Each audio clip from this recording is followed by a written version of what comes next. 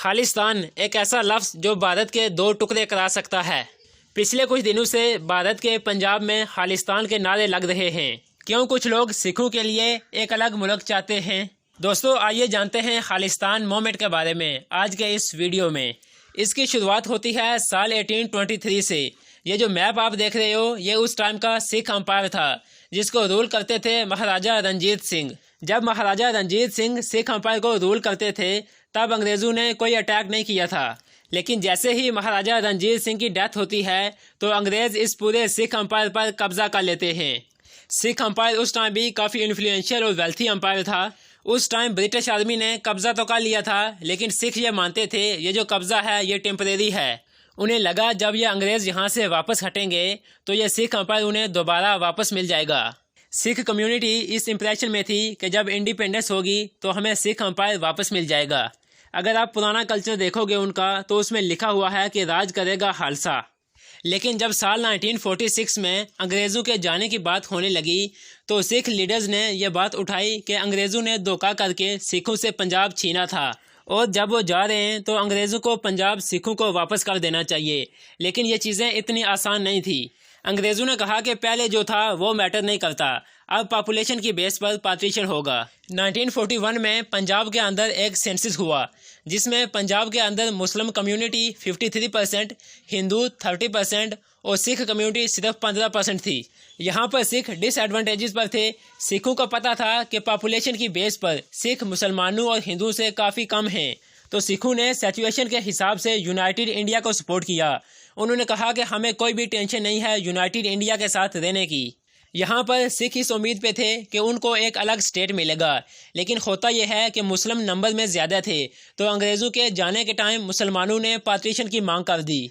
और पार्टीशन की बात से सिख कम्युनिटी खुश नहीं थी क्योंकि उनको पता था कि पंजाब के अंदर भी मुस्लिम पॉपुलेशन में ज़्यादा हैं, तो अगर पार्टीशन होता है तो पंजाब का भी पार्टीशन होगा।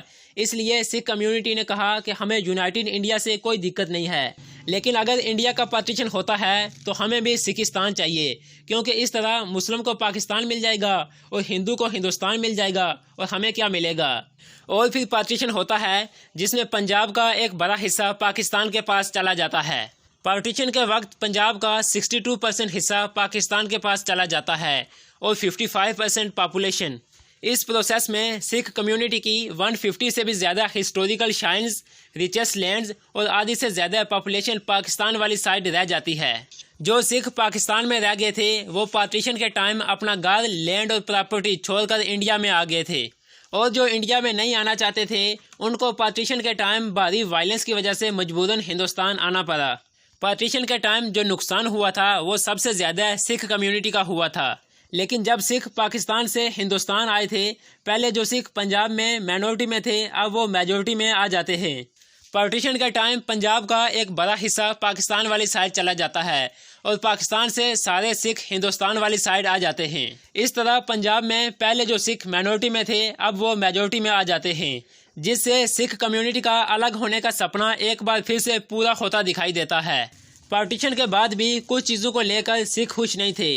पार्टीशन से पहले इंडिया में ट्रांसपोर्ट सिखों के कंट्रोल थी, लेकिन बाद में इसे गवर्नमेंट के अंडर कर दिया गया। इसके साथ साथ कलकत्ता में बस और टैक्सी सर्विस पहले सिखों के कंट्रोल थी, लेकिन बाद में यहाँ पर बंगाली रेफ्यूजीज़ को ज़्यादा सपोर्ट मिलने लगी। आर्मी जॉब में भी सिखों को पहले की निस्बत कोटा कम मिलने लगा, जिसकी वजह से सिख कम्युनिटी एक बार फिर से सेपरेट होने की डिमांड करती है। गवर्नमेंट ने कुछ वक्त तक इनकी बात सुनी और इनको एक अलग स्टेट भी दी जिसका नाम पेप्सो रखा गया, यानी Patiala and east Punjab state union. लेकिन यहाँ पर सिखों को स्ट्रांग होता देखकर कांग्रेस इनसे स्टेट वापस ले लेती है। 1956 में Indian government state reorganisation act 1956 लाती है। इसमें लैंग्वेज की बेस पर स्टेट को डिवाइड किया जाता है। इसमें सिखों का कहना था कि हमें भी लैंग्वेज की बेस पर पंजाबी स्टेट दे दो, लेकिन गवर्नमेंट ने इसे पूरे तरीके से रिजेक्ट कर दिया। इन सारी रीज़न की वजह से अकाली दल के लीडर मास्टर तारा सिंह ने कहा कि अब बहुत हो गया, अब हम और बर्दाश्त नहीं करेंगे। यहाँ से ही शुरुआत होती है पंजाबी सूबा मूवमेंट की। ये मूवमेंट इतनी तेज़ी से स्ट्रांग होती जा रही थी कि इंडियन गवर्नमेंट अकाली दल के 12,000 लोगों को अरेस्ट कर लेती है। 1955 में पुलिस पहली बार गोल्डन टेम्पल में घुसती है। 1984 में दूसरी बार घुसी थी, वो मैं आगे वीडियो में बताऊंगा। 1960 से 1965 तक बहुत से मूवमेंट हुए जिसमें अकाली को अरेस्ट किया गया। 1965 इंडो पाक वार में सिख कम्युनिटी ने एक भारी रोल प्ले किया, लोगों को सिखों की इम्पोर्टेंस का पता चला और फिर 1966 में सिखों की बात मान ली गई और पंजाब को एक स्टेट बना दिया गया। और फिर पंजाब में इलेक्शन होते हैं और अकाली दल जीत जाती है, लेकिन यहाँ पर गवर्नमेंट बार बार डिसॉल्व हो जाती है। 1997 तक बार बार इलेक्शन जीतने के बावजूद भी अकाली दल की गवर्नमेंट गिर जाती थी। कहा जाता है कि कांग्रेस बार बार अकाली दल की गवर्नमेंट गिरा देती थी क्योंकि पंजाब में उनका होल्ड रहे। 1972 में अकाली दल को सबसे बड़ा झटका तब लगता है जब पंजाब में कांग्रेस इलेक्शन जीत जाती है। सिख कम्युनिटी अपने रिलीजन को लेकर बहुत इमोशनल है, यहाँ तक कि ब्रिटिश भी उनको पगड़ी पहनने से नहीं रोक सके थे। पंजाब में जब भी कोई पार्टी कमज़ोर होती है तब वो रिलीजन को लेकर आगे आती है, यानी रिलीजन की बेस पर पॉलिटिक्स करती है। अकाली दल यहाँ पर रिलीजन की बेस पे पॉलिटिक्स करती है और कांग्रेस को फिर से इलेक्शन हरा देती है। उधर कांग्रेस को भी समझ आ जाता है कि अगर पंजाब में इलेक्शन जीतना है तो कुछ बड़ा करना होगा। दोस्तों, यहाँ पर एंट्री होती है एक ऐसे शख्स की जो पंजाब की पॉलिटिक्स पूरे तरीके से हिलाकर रख देता है। ये इंसान होता है जरनैल सिंह भिंडरवाले। भिंडरवाले ने सिखों को कहा कि बाल ना कटवाओ और सिख कल्चर को फॉलो करो। ये बंदा बहुत ही तेज़ी से फेमस होने लगता है। इन सब की वजह से कांग्रेस ने जरनैल सिंह को अप्रोच किया और अकाली दल के खिलाफ इलेक्शन में उतारा। जरनैल सिंह पहले से भी बहुत फेमस था और साथ ही उसे इंडियन गवर्नमेंट की सपोर्ट थी। लेकिन फिर 13 अप्रैल 1978 में कुछ ऐसा होता है जिससे जरनैल सिंह भिंडरवाले और भी ज़्यादा पॉपुलर हो जाता है। 13 अप्रैल को सिखों की एक मीटिंग थी जिसको जरनैल सिंह भिंडरवाले के अगेंस्ट रखा गया था। भिंडरवाले ने कहा कि वो मीटिंग नहीं होने देगा। फाइनली जिस दिन मीटिंग होती है उस दिन भिंडरवाले 17 लोगों को मार देता है, लेकिन फिर भी गवर्नमेंट उसे कुछ नहीं कहती। उसके बाद जरनैल सिंह भिंडरवाले और भी कई बड़े लोगों पर अटैक करता है, जिसकी वजह से गवर्नमेंट को मजबूरन जरनैल सिंह के खिलाफ एक्शन लेना पड़ता है और गवर्नमेंट इसको अरेस्ट कर लेती है, जिसकी वजह से पूरे पंजाब में हालात और भी ज़्यादा ख़राब हो जाते हैं। सड़कों पर एक भारी वायलेंस देखने को मिलता है, जिसकी वजह से गवर्नमेंट को मजबूरन भिंडरवाले को छोड़ना पड़ता है। भिंडरवाले की इस पावर को देखकर अकाली दल भी इसके साथ हाथ मिला लेता है। यहाँ से कांग्रेस का दाव उल्टा पड़ जाता है। फिर ये दोनों मिलकर कांग्रेस के खिलाफ रैलियाँ भी निकालते हैं, जिसके नतीजे में कांग्रेस ने इन पर फायरिंग भी की। उसके बाद जरनैल सिंह भिंडरवाले ने कांग्रेस के खिलाफ जवाबी वार करना शुरू कर दिए।